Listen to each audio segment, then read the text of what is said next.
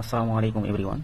মধ্যপ্রাচ্যে আবারও বেড়েছে উত্তেজনা। প্রথমবারের মতো ইরান তাদের শক্তিশালী দূরপাল্লার ব্যালিস্টিক ক্ষেপণাস্ত্র সিজিল ব্যবহার করে ইসরায়েলের দিকে হামলা চালিয়েছে।